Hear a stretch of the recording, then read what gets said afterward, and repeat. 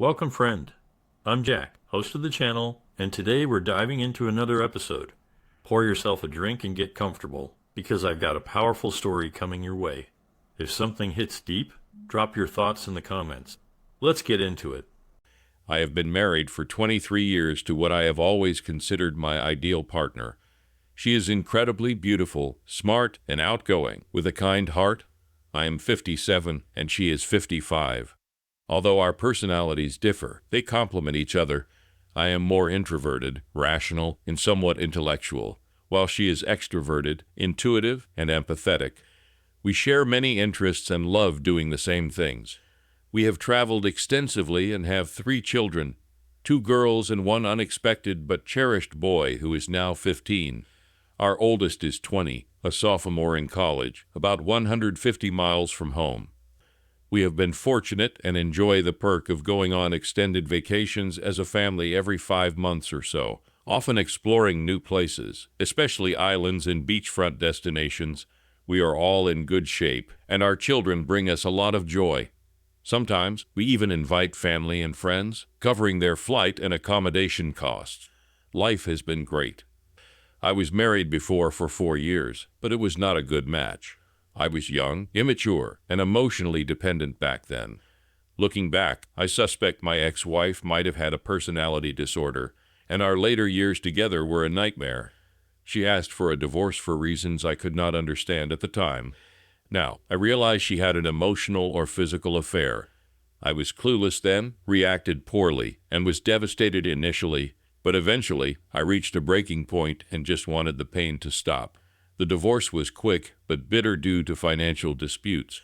I was relieved when it was over and have no regrets about it.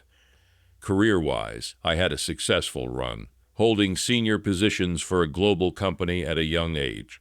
However, due to a rare disease causing hearing loss, I had to leave my career. Financially, we are stable, living off my savings and investments. I have saved and invested wisely over the years. I have the freedom to work on my investments, but I miss collaborating with others and leading a professional team to build something bigger in my career. I thought our marriage was fine. I guess we moved from young love to a more mature and stable relationship. We have help, so we can go out together whenever we want, both as a couple and as a family. My hearing loss has been tough on us. It is frustrating because I cannot join many group conversations anymore. I miss it, and I have become more introverted. Working alone does not help either. Dealing with my hearing loss has made me seem distant at times, which frustrates both my wife and me. She has to repeat things to me, and I can get annoyed more easily. It is frustrating when my strong cognitive abilities are hindered by not being able to hear or participate in group conversations. I have spent weeks or even months feeling like a bystander. I have a shorter temper and less patience in conversation because I often miss things in long discussions. I like to get to the point to hear everything. I am sure this can make me seem abrupt. So, why am I here?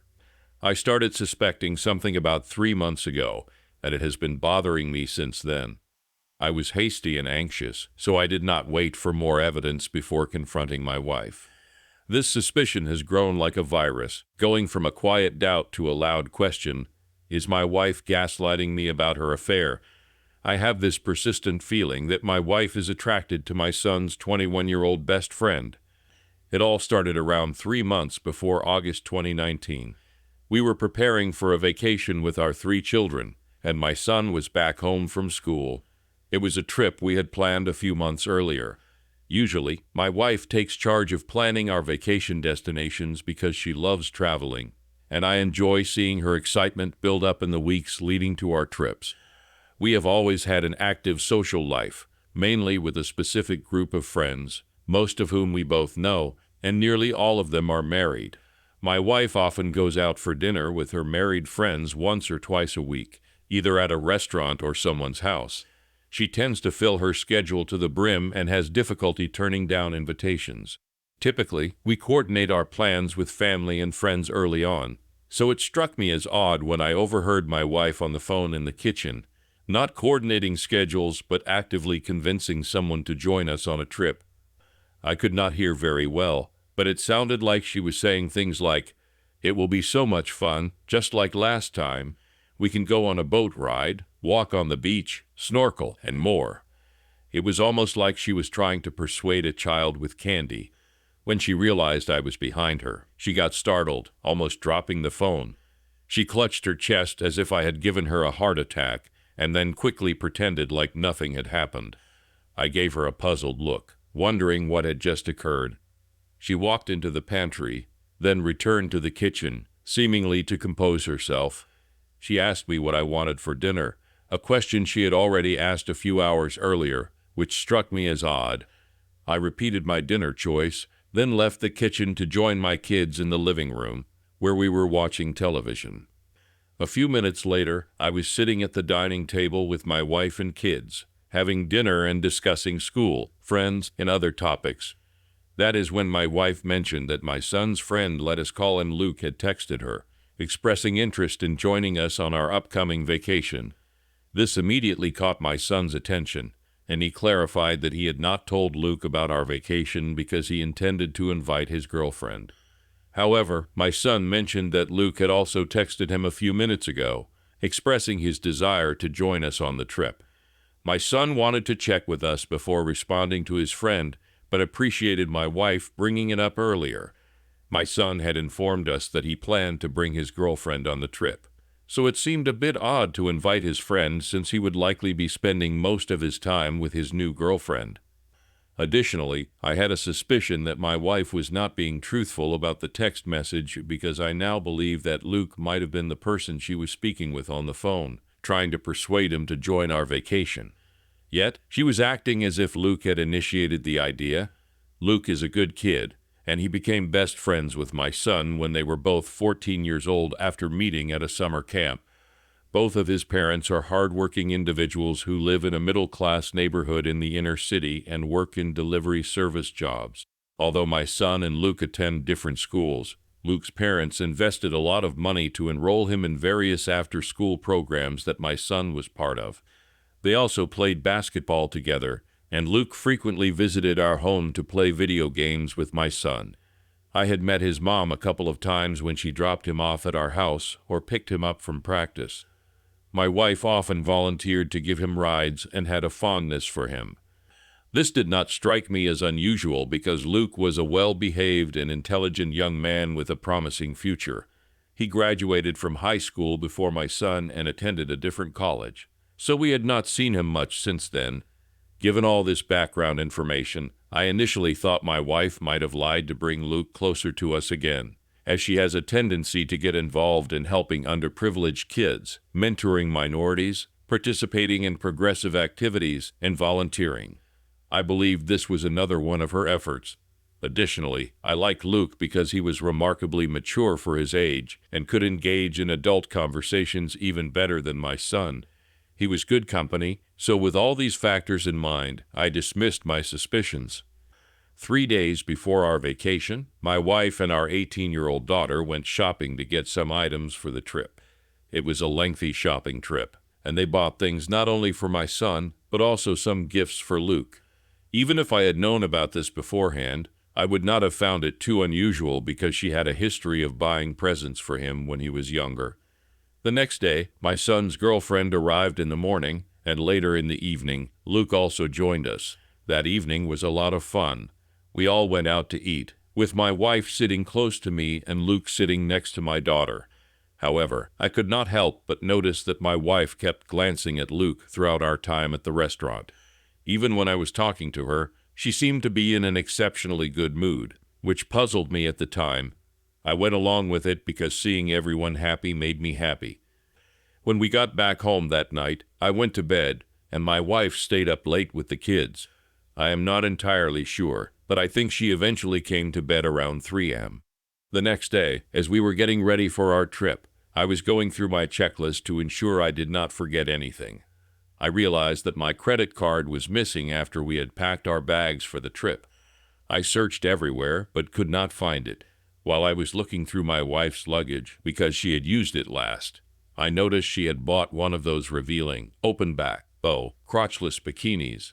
I found it inappropriate, especially for a mother her age. However, I thought she had bought it as a surprise for me during the trip.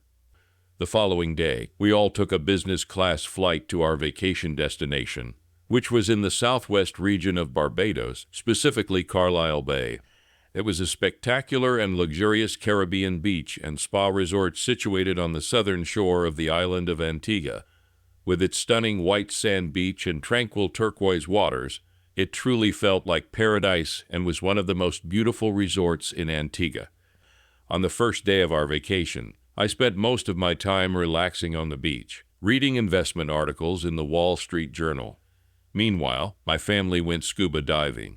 In the evening, my wife, my son, his girlfriend, and Luke went to a disco bar.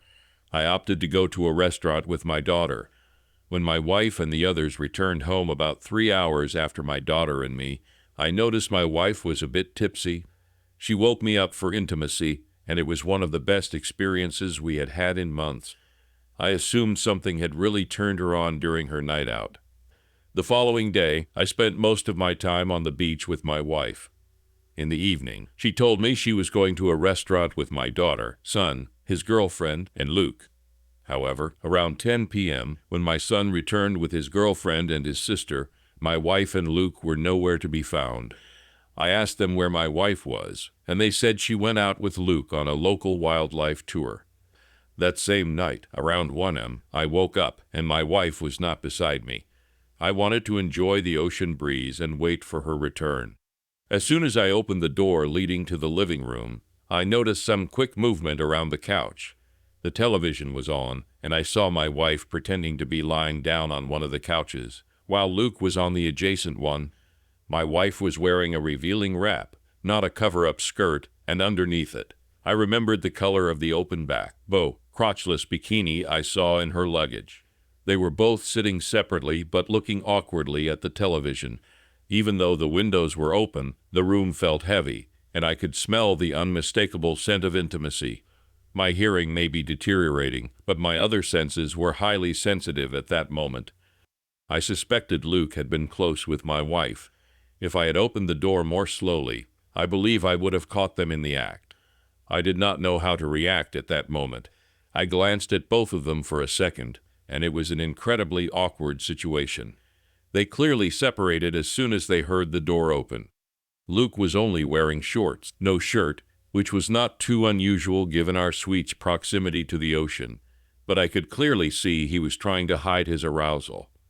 I returned to the bedroom, and my wife followed me, feigning normalcy.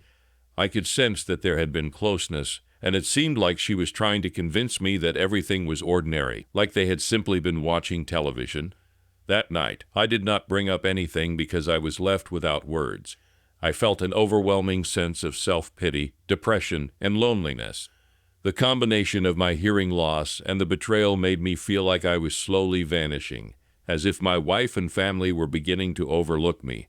I was deeply humiliated and filled with shame. I had a restless night, and by the next day, I knew I had no concrete evidence.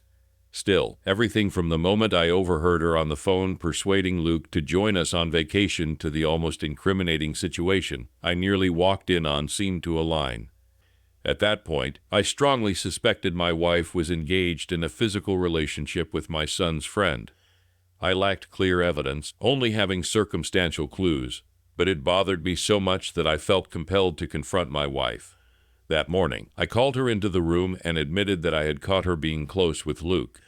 I urged her to be honest and asked how long this had been happening. Her reaction was entirely unlike her and very peculiar. She vehemently denied everything and was deeply upset that I would even consider such a thing. She resorted to name-calling, even going so far as to call me deaf and a jerk. Her tactics worked, and she won the argument. I had no evidence, and there was nothing I could do because I lacked solid proof. She even insisted that I was not just losing my hearing, but also my sanity. She was resolute and persuasive, raising her voice to the point where I feared my kids might hear her.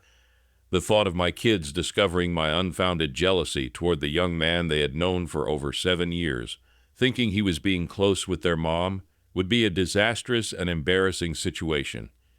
By the end of it all, I found myself in a difficult spot, the one who had to apologize. I felt I should have been more patient. gathered more evidence before confronting her. My emotions got the best of me, even though I am typically a logical and rational person. I should have taken some time to think things through because I knew she would deny it. The remainder of our vacation was dreadful. My wife treated me with disdain, almost like I was a nuisance. I felt like I had lost some of her respect. However, deep down, I knew what I felt was real. I was convinced she was gaslighting me, and I believed she was being close with Luke on the couch, but I just could not prove it. Update: 2 days ago, I confronted my wife about my suspicion that she was having an affair with Luke. As expected, she flatly denied it. Since then, she has been giving me the silent treatment, and even our kids have noticed, but we have kept it to ourselves. I have also noticed that she stopped spending time alone with Luke and has started doing activities with all of us present. This vacation was supposed to be about me, her, and our 3 children coming together, not driving us apart. Our previous vacations were filled with togetherness, fishing trips, picnics, and more. I could not understand why she was so insistent on inviting him this time. It is not like Luke has not joined us on vacations before. In fact, when he was 19, we went on a vacation with him. If I recall correctly, I spent most of my time with my wife, but I am not a night person, so I would go to bed early. On the other hand, she is a night owl, so if there was any affair back then, it would have happened when I was asleep. I cannot shake the feeling that this affair has been going on for quite some time. I suspect she took more risks this time because she has not seen Luke as often since he has been busy with college. Looking back, I question her frequent late-night dinners with married friends, which happen at least once or twice a week. Interestingly, these gatherings occur more frequently when Luke is on break from college. Our closeness has always been healthy, but I have noticed her libido increasing with age while mine slows down. We still have private moments once a week, and if it were up to her, it might even be more frequent. I cannot help but wonder if my reduced intimate activity played a role in all of this. We only have 2 days left before our vacation comes to an end. It seems like everyone is having a good time except for my wife and me. There is this tension between us that I want to resolve tonight. I want to hit the reset button and go back to how things were before I confronted her. I do not want this tension to linger for another day, and I certainly do not want to carry it back home. So I pulled my wife aside and suggested that we have dinner at a secluded restaurant to talk things out, and she agreed. Later in the evening, while the kids were occupied with other activities, I put on a floral shirt and she wore a sundress. The restaurant was about 300 yards away from our resort, so we decided to walk there. We had previously reserved a table facing the ocean, which was a beautiful sight. We sat at a table for 2, and I remained silent for a moment, hoping she would start the conversation. I felt like I made a mistake the first time by revealing what I knew too quickly. This time, I planned to make her feel comfortable, apologize for falsely accusing her, and let her do more of the talking. I intended to pay close attention, waiting for her to slip up. Over the years, I have trusted her completely and given her my all. However, she has betrayed that trust by disrespecting me, engaging in an affair with a man much younger than her son, and lying about it. She tried to guilt and shame me as if I were a fool. I am the one who brought this family together, and I have worked hard to create the wealth she enjoys. Even the dress she is wearing belongs to me. She seems to think I have reached this point by being naive. I have to admit that I have been consumed by work, and my hearing loss may have distracted me. It is a harsh realization that I put too much trust in my wife and did not pay enough attention to what she was doing. It is bad enough that she is having an affair, but when it involves my son's friend, someone she was supposed to be mentoring, it hits very close to home. After an awkward silence, my wife was the first to speak. She apologized for not spending as much time with me during this vacation as we usually do. She acknowledged that my suspicions about her and Luke had arisen because of their close friendship. She looked directly into my eyes and stated, "I never slept with him." I simply nodded in response. No words were spoken. She continued, expressing her understanding that I have been distant lately, partly due to my hearing loss and her efforts to reconnect with me. She also apologized for the hurtful things she had said earlier, explaining that anger had led her to speak out of turn. She assured me of her loyalty and commitment to our relationship. Her opening words seemed positive, and I hoped this conversation would lead to a more open and honest dialogue. In turn, I admitted that I had not been myself recently and expressed a desire for us to grow closer during the vacation. I carefully avoided mentioning Luke or the affair. We enjoyed a lovely romantic lunch together and returned to the resort holding hands. The remainder of our stay was uneventful, with my wife making efforts to spend time with me. However, it still felt forced, as though she did not really want to be there. Perhaps it was my mind playing tricks on me. Now that I was aware of the affair and the image of my once pure and loyal wife had been shattered, I felt like I had been blind. But now I could see. After our reconciliation during dinner, the kids no longer suspected anything was amiss. Still, I could not shake the feeling that something did not add up. That is when I remembered I had installed cameras in our house, covering common areas like the front porch, backyard, both sides of the house, living room, home theater, and game room. The cameras stored footage for 30 days before erasing it. I hoped they might have captured something incriminating that would prove I was not losing my mind. I was eager to return home with this potential evidence. I pretended that everything was fine for the rest of our stay. To my wife, it probably felt like a close call. She likely believed I had forgotten all about it, thinking she had successfully manipulated my perception. She acted like the perfect mother and wife, but I could not help feeling disgusted because I believed she was comfortable deceiving me.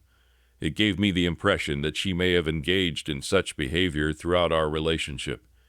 Throughout my life, even in business, honesty and loyalty have been paramount to me, and being lied to or feeling deceived is something I detest.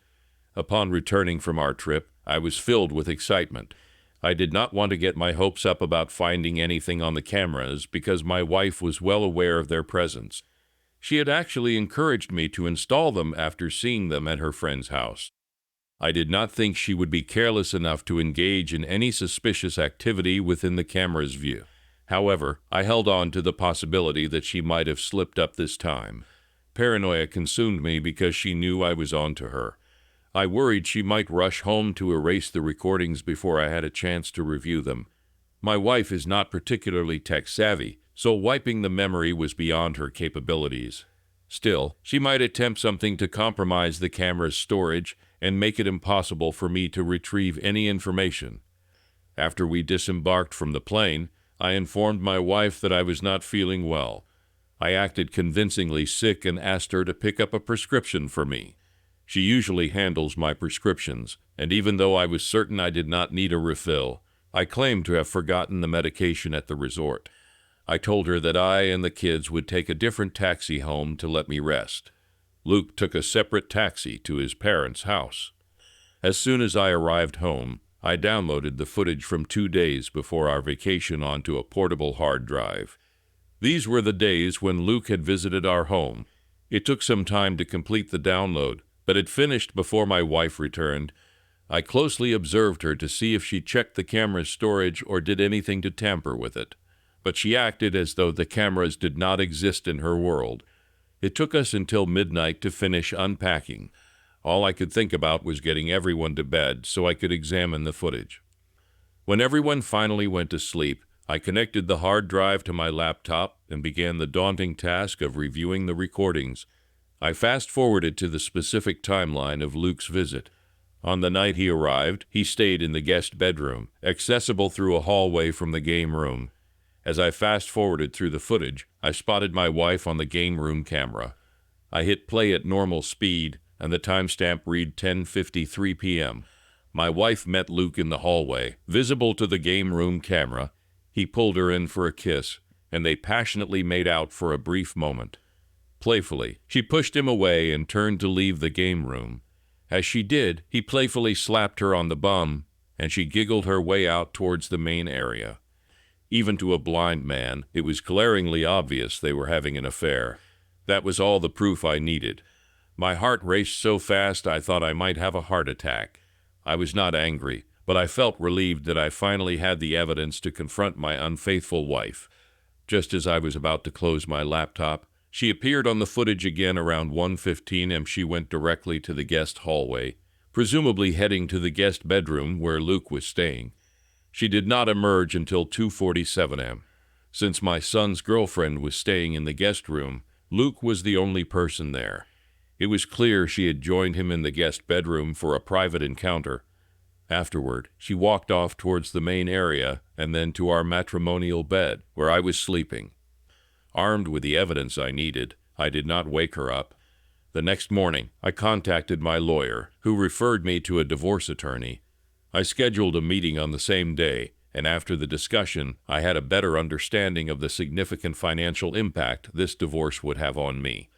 Despite the financial implications, I knew I had to follow through with a separation agreement. I could not continue a marriage with someone I could not trust, who had lied to me and shifted blame onto me, even accusing me of prejudice while taking advantage of a young man she was supposed to be mentoring. I realized I would not want my kids to know the details of the divorce to avoid turning them against their mother. However, I had no desire for Luke to remain a part of our lives.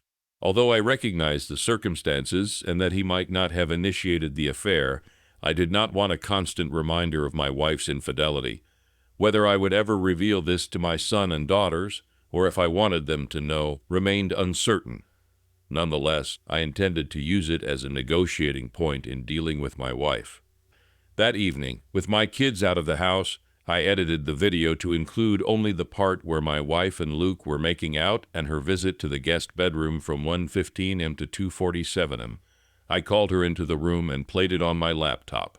Just a few minutes into it, she realized what it was and covered her face with her hands. She refused to look at the screen or answer any of my questions.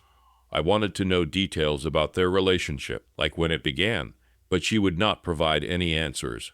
All she did was sob, fully aware there was no excuse. I took that opportunity to give her a taste of what she had put me through during our trip. I called her various names, and the only time I got a reaction from her was when I mentioned sharing the video with our kids.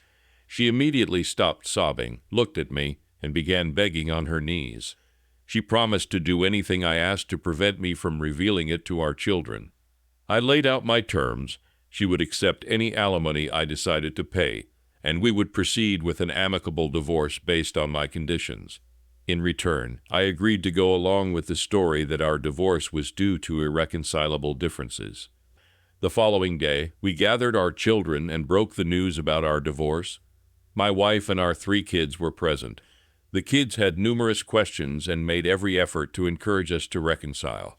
However, my wayward wife played her part, maintaining the story that both of us had been unhappy for a while and separation was the best option. It was a very emotional night.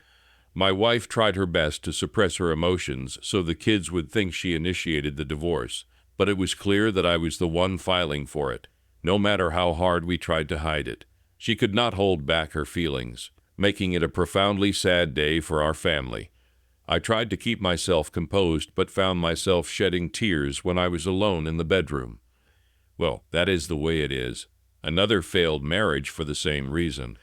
I cannot help but wonder why I keep getting married. Update.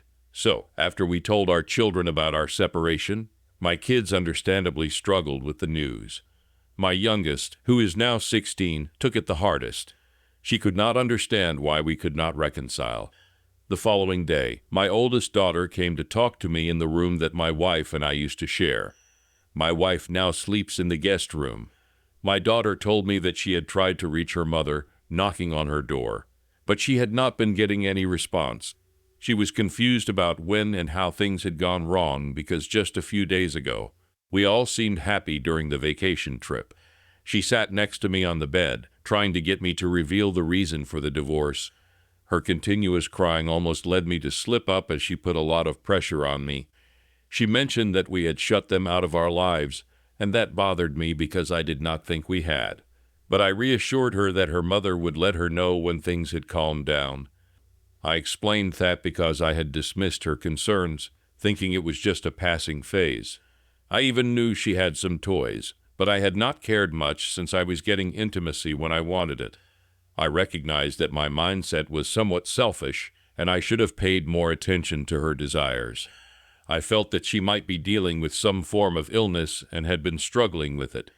It was somewhat relieving to understand her perspective, but regardless of her state of mind, what she had done was wrong. She had broken our marriage vows, and I believed there should be consequences. However, at this point, I began to question my decision to divorce my unfaithful wife. Feeling the need to talk to someone, I scheduled an appointment with my therapist. He recommended that, considering the closeness of her relationship with her affair partner, she should cut off contact with Luke. I asked if he thought it was necessary to tell my children, but he explained that he could not assess the mental state of my wife and my children. He also mentioned that it might not matter much because Luke might inform my children himself. Nonetheless, what mattered most was that I control the narrative. He had no strong opinion on that, but suggested that if I chose not to inform my children, I should instruct my wife to tell Luke that their affair had been exposed and to never contact her or any of my family members again. He recommended considering a 2 to 3 month probation period to see if my feelings about divorce remained the same. He also suggested individual counseling for both of us, and when asked about couples counseling, noted that it could be beneficial for her to express herself in front of an impartial observer. After the therapy session, I was uncertain about how I felt regarding the whole situation. However, as I contemplated the well-being of my children, the long-standing relationship I had built with my wife, and the happiness we had shared as a family, I concluded that it would not hurt to give the 2 to 3 month probation a chance. That night, I discussed the conditions with my wife. I conveyed that she needed to cut off all contact with Luke and never communicate or meet with him again. I also informed her that we would disclose the affair to my son and my oldest daughter, who would then also cease contact with Luke. I made it clear that if she violated these terms, I would proceed with the divorce process that I had already initiated. She acknowledged her mistake and expressed her willingness to do whatever it took to salvage our marriage, recognizing that the truth would eventually surface. She feared how our children would perceive her, but agreed not to divulge explicit details and to accept the consequences. Following the discussion with my wife at the restaurant, tension in our household began to subside gradually. My children were curious and uncertain about whether we were still going through with the divorce, but they had not asked me directly. At this point, my kids started having dinner together as a family again, and things were slowly returning to normal in the household, although my wife and I were still sleeping in separate bedrooms. After the conversation with my wife regarding revealing her affair to my son and daughter, we decided to address it that night after dinner. We sent our youngest daughter to her room and gathered my son and oldest daughter at the dining table. I began by explaining to my kids that their mother was the reason behind my initial desire for a divorce, but we were presently working towards reconciliation. To achieve this, she needed to confess her actions. Then it was my wife's turn to speak. It took her a while to find her words, and tears streamed down her face as my children watched in curiosity. Whether her emotions were genuine or a performance, it was painful to witness. Perhaps she was attempting to soften the impact by evoking sympathy. That is what I thought. She began by expressing her disappointment in herself and how she had embarrassed herself and made a huge mistake by engaging in an inappropriate relationship with Luke. The room fell silent as I glanced at my children to gauge their reactions. She kept her head down in shame, avoiding eye contact with my kids and me.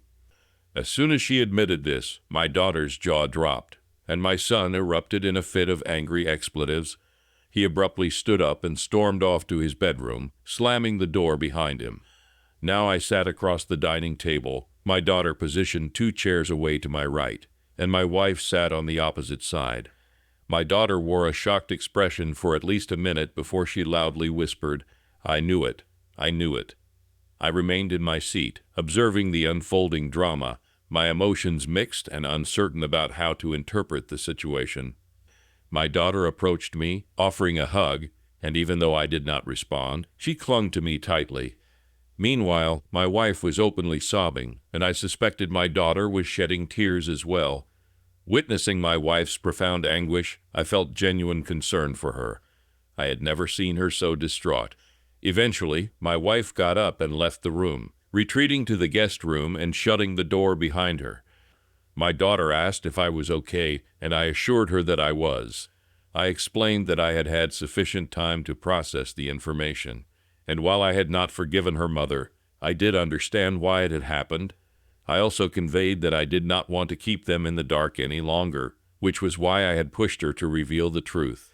That night, I went to bed with a clear conscience, knowing that tomorrow was a new beginning, and it was better to start with honesty rather than continue with lies. The following day, my daughter prepared breakfast for me. My wife remained in her room, and my son had already left the house. My daughter informed me that he was still upset and planning to move out to get away from his mother because he could not bear to be around her. During most of the morning, I conversed with my daughters, especially my oldest one, who tried to divert my thoughts from my wife's infidelity and infuse some positivity. By the afternoon, my wife still had not emerged from her room, which concerned my daughter because they had plans to run errands and were running late. She knocked on the door for what felt like over 10 minutes, but my wife did not respond. As the evening approached and my wife still had not emerged from her room, worry began to creep in. I decided to knock on the door myself, but she did not answer. I had believed that things were improving, but it appeared my wife was not handling the situation well. Initially, I thought she might be too ashamed to face my kids, but the situation felt increasingly peculiar. During dinner that night, she did not join us, and my son had not returned home either. I called him to check on him, and he informed me he was at a friend's place, so it was just me and my 2 daughters having dinner that night. When I did not receive any word from my wife the next morning, I sensed that something was amiss. I decided to force the door with my oldest daughter's help, but it was bolted from the inside. As we managed to open the door, we discovered my wife lying face down under the covers. I also noticed some pills and a glass of water nearby. Immediately, I instructed my daughter to call 911. I checked for her pulse, but her body had already started to change color. My younger daughter started crying and shook my wife, trying to wake her up, while my older daughter was on the phone with emergency services, becoming increasingly distressed. It did not require a medical professional to see that she had passed away nearly a day ago. I felt completely numb, torn between crying and shouting, overwhelmed by shock and guilt, convinced that this was all my fault. It took me a while to regain my composure. The ambulance had already arrived and was preparing to place her in a body bag. I am not sure who contacted my son, but he had already arrived and was sobbing uncontrollably. I spent almost the entire night speaking with the investigators. The days that followed were a blur. I was filled with a mixture of grief, guilt, and a strange sense of finality. My children were devastated, each dealing with a loss in their own way. My son was particularly angry and distant, blaming himself for not noticing the signs earlier. My daughters were heartbroken, and I felt powerless to console them. I could not shake the feeling that perhaps I had pushed my wife too hard. Maybe if I had been more understanding, if I had approached the situation differently, she would still be alive. But deep down, I knew that her choices and actions had led us to this tragic end. The guilt, however, was a heavy burden to carry. In the weeks that followed, I focused on helping my children cope with the loss of their mother. We attended therapy sessions together, and I made sure to be there for them, supporting them through this difficult time. I realized that I needed to be strong for them, to help them heal and move forward.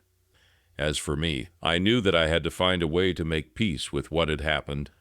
My wife's betrayal, her tragic end, and the impact it had on our family were all wounds that would take time to heal. But I was determined to learn from this experience, to be a better father, and to build a future where my children could find happiness again. In the end, life is unpredictable and often cruel. We cannot always control what happens to us, but we can choose how we respond. I chose to hold on to the memories of the good times, to remember the love and joy we shared as a family, and to find a way to move forward, one step at a time. Thanks for hanging out with me on today's episode. Brother, I'm Jack, host of this podcast, and it's great having you here. If today's story hit home, send it on to a buddy who might need it. Remember, we're all in this together, turning life's curvy balls into wins. If you have an opinion or story to share, then drop a line in the comments section. Don't forget to subscribe and hit the bell so you don't miss out. Until next time, keep your chin up and keep pushing forward. Stay strong, folks.